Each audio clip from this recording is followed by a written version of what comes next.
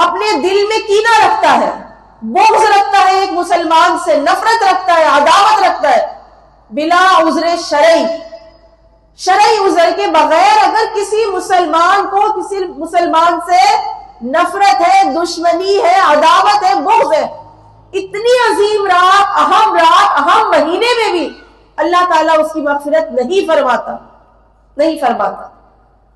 اب بغض کی وجہ سے انسان کیا کرتا ہے کہ اسے خواہ میں بلا وجہ شرعی، یعنی کہ اگر کوئی شرعی وجہ ہے، جیسے مثال کے طور پہ کوئی اللہ کے احکامات نہیں مانتا، اس وجہ سے ہمیں کسی سے کوئی خار ہے، علم دین نہیں سیکھ رہا ہے، نماز نہیں پڑھ رہے ہیں، جھوٹ بول رہے ہیں، تو یہ تو وجہ شرعی ہے، یا کوئی تکبر میں مبتلا ہے تو وجہ شرعی ہے۔ لیکن بلا وجہ شرعی، کیا ساس کو اپنی بہو سے خار ہے، بہو کو اپنی ساس سے خار ہے، دیورانی جٹھانیوں کی نہیں بنتی ہے، خواہ میں کیا نماز کی وجہ سے کبھی ساس نے ڈانٹا، یا اس وجہ سے وہ ہوتی ہے کہ میری بہو نماز نہیں پڑھ رہی، یا ساس نماز نہ پڑھ رہی ہو تو بہو پریشان ہوئی ہو؟ گھروں میں عموماً ان وجہ سے ہوتی ہے لڑائیاں؟ نہیں، وہ عام وجوہات ہوتی ہیں جو کہ وجہ شرعی بھی نہیں بنتی، اور اپنے دل میں نفرتیں پال پال کے ہم خود بیماریوں کا مجموعہ بن جاتے ہیں۔ کیونکہ جس کے دل میں کینہ اور بغض ہوگا، نفرت کی آگ ہوگی، سامنے والے پہ اس کی آگ کا اثر نہیں ہوگا، وہ خود اندر سے جل رہا ہے، اس کے جوڑوں میں درد اسے ہو جائے گا، بلڈ پریشر کا مرض اسے ہو جائے گا، دماغ کی رگیں اسے پھٹیں گی، کیونکہ وہ تو اسے تو کچھ نہیں ہو رہا جس سے وہ بغض رکھ رہی ہے، جس سے وہ کینہ رکھ رہی ہے۔ تو کتنی بے وقوف ہوتی ہے ہماری بہنیں، اپنا آپ اندر سے جلا رہی ہوتی ہیں۔ تو عقل لے، ہوش کے ناخن لے، کیوں کسی سے بغض رکھتے ہیں آپ؟ تو کینہ پرور کی بخشش اس رات بھی نہیں ہوتی ہے، تو سوچیں یہ بہت بڑی بیماری ہے، حسد کرنے والے کی نہیں ہوتی ہے۔ خواہ کسی کی کامیابیوں سے، نیکیوں سے جلنا، اگر اس کا اس نیکی میں ساتھ نہیں دینا تو رکاوٹ بھی پیدا نہ کرے، ہم رکاوٹ پیدا کر دیتے ہیں۔ ایک مرتبہ نبی کریم علیہ السلام اپنے صحابہ کے ساتھ بیٹھے ہوئے تھے، تو آقا علیہ السلام نے صحابہ سے فرمایا کہ ابھی مسجد میں جو شخص داخل ہوگا وہ جنتی ہوگا۔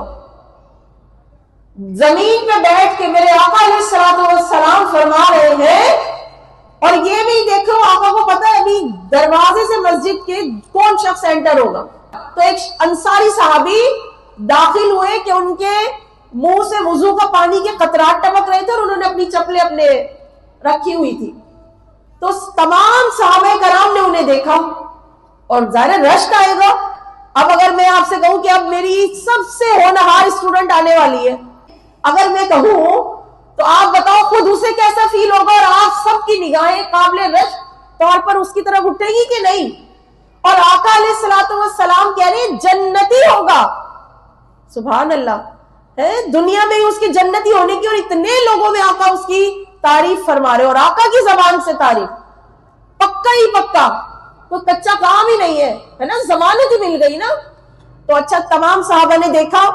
اچھا دوسرے روز پھر آقا علیہ السلام بیٹھے، آقا نے پھر فرمایا آج پھر جو داخل ہوگا، جو پہلا شخص وہ جنتی ہوگا۔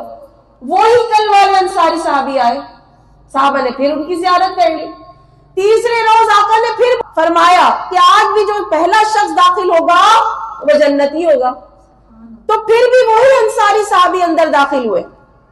اب صحابہ میں نا ایک صحابی نے کہا کہ میں ان کا عمل دیکھوں گا، ان کے پیچھے جاؤں گا، آخر میں دیکھوں ان کا ایسا کیا عمل ہے کہ آقا علیہ السلام نے ہم سب کو چھوڑ کر ان کے بارے میں بتایا، اور تینوں دن یہ مسجد میں پہلے داخل ہوئے، تو یہ تو ہے جنتی۔ اور صحابہ کا بھی عقیدہ تھا آقا جسے کہہ دینا جنتی وہ جنتی ہے، اور آقا کو غیب کا علم بھی ہے۔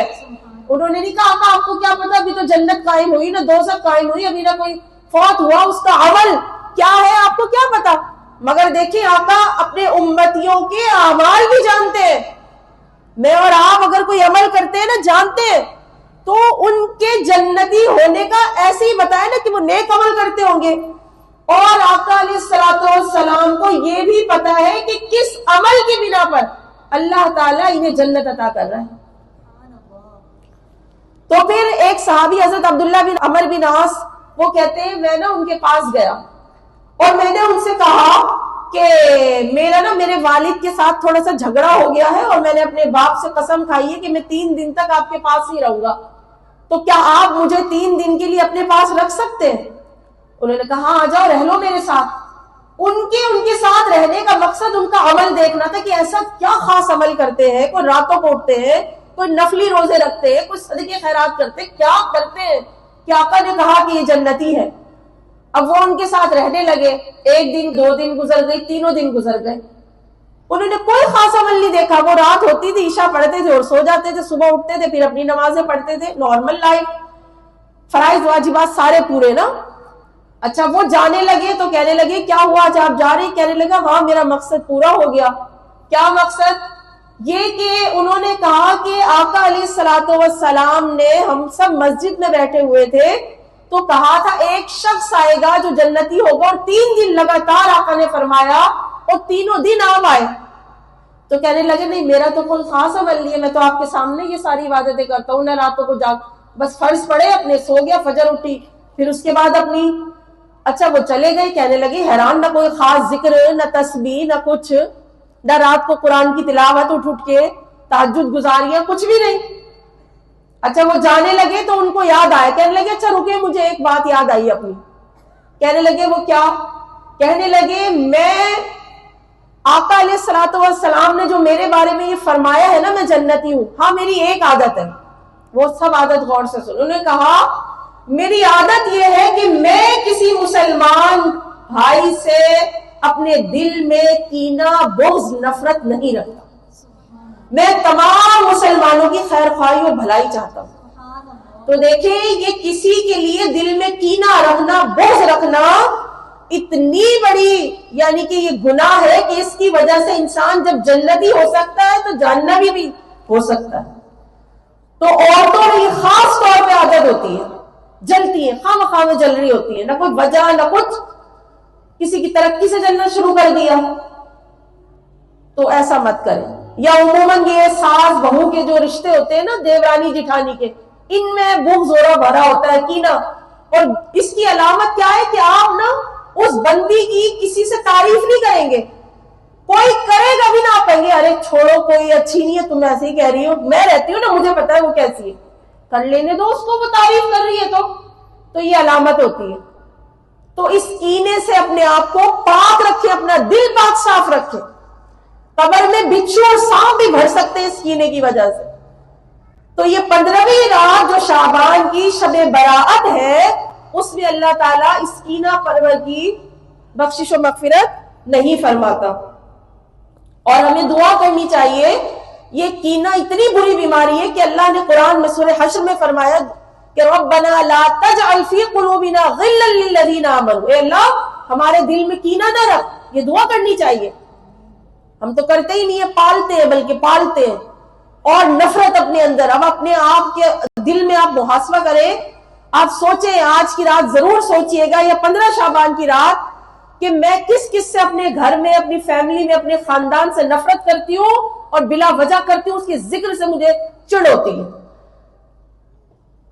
کیوں ہوتی ہے چڑ؟ کوئی وجہ تو ہو، کوئی وجہ ہی نہیں ہے تو کیوں خواہ میں چڑ کے اپنا نام اعمال خراب کر رہے؟